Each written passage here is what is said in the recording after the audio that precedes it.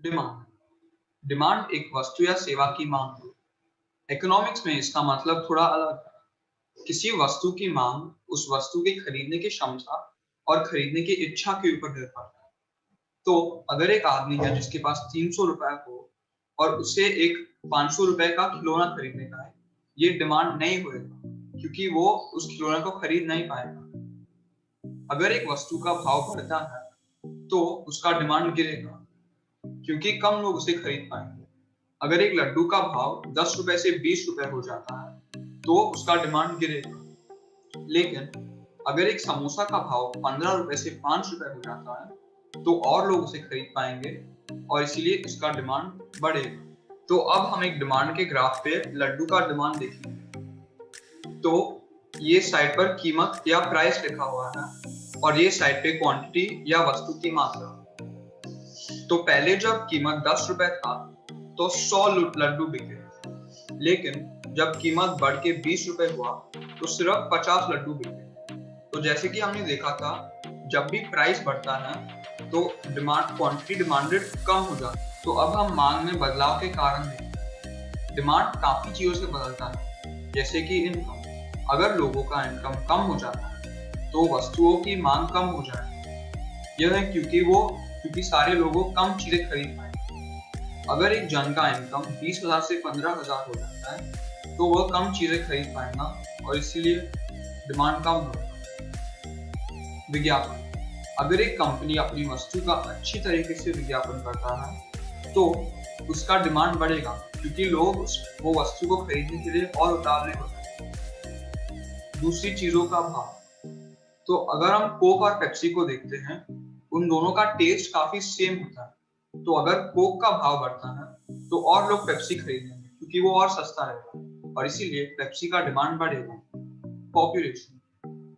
अगर एक बड़े देश जैसे भारत में बहुत सारे लोग हों तो हर चीज का डिमांड बहुत ज्यादा होता है, जैसे कि कपड़े, खाना, रहने की घर और खिलौने। और अगर हमारा पॉपुलेशन और भी बढ़ेगा तो इन सारी चीजों का डिमांड और बढ़ेगा। तो अब हम डिमांड बढ़ने या गिरने का एक ग्राफ में देखेंगे। तो डिमांड पहले यहाँ पे था और जब डिमांड बढ़ता है तो वो राइट साइड को मूव करेगा, जैसे ऐसे। और जब डिमांड गिरता है तो वो लेफ्ट को चला जाएगा। आपूर्ति क्या है? सप्लाई किसी वस्तु की वह मात्रा है जो बाजार में लोगों की खरीदारी के लिए उपलब्ध है। सप्लाई निर्माता या प्रोड्यूसर के ऊपर निर्भर है। जैसे कि अगर कोई त्योहार के समय जलेबी का डिमांड बढ़ेगा तो फिर उसका सप्लाई भी बढ़ेगा और उसका प्राइस भी बढ़ेगा। फिर आपूर्ति में परिवर्तन। आपूर्ति काफी चीजों से बदलता है। Cost of production. अगर तेल या मटेरियल्स का भाव बढ़ता है तो फिर उसका सप्लाई कम हो जाएगा, क्योंकि अगर खर्चा 200 से 300 हो जाता है सप्लाई गिरेगा क्योंकि प्रोड्यूसर का खर्चा बढ़ जाएगा।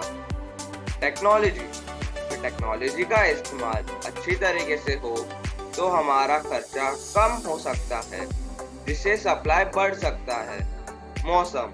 अगर मौसम अच्छा है और बारिश खेती को खराब न करे तो फिर सब्जियों का सप्लाई बढ़ जाएगा, पर अगर कोई भूकंप आ जाए तो फिर फसल खराब हो जाएगी और सप्लाई कम हो जाएगा।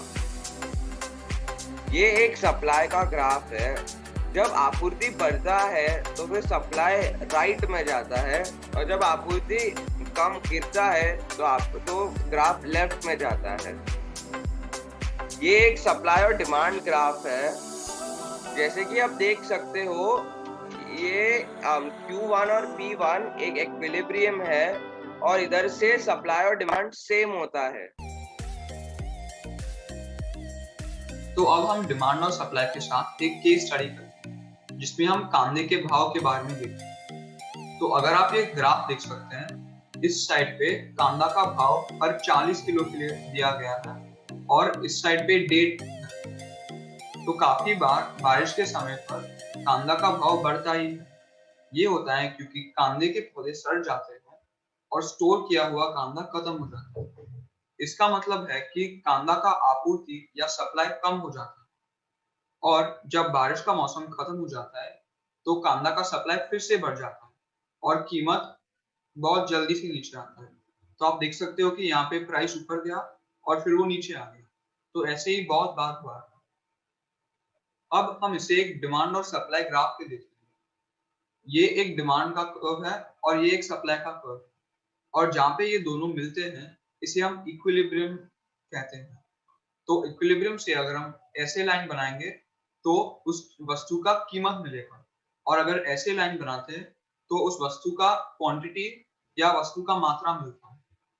तो पहले सप्लाई यहाँ पे था और भाव सिर्फ 30 रुपए था हर किलो के लिए, लेकिन जब सप्लाई कम हो जाता है तो उसका कीमत बढ़ा और 100 रुपए बन गया। और आप देख सकते हैं कि जब प्राइस बढ़ा तो और कम लोग उसे खरीदे, इसीलिए क्वांटिटी कम हो गया। आपका बहुत धन्यवाद ये वीडियो देखने के लिए। लाइक, शेयर और सब्सक्राइब जरूर कीजिएगा।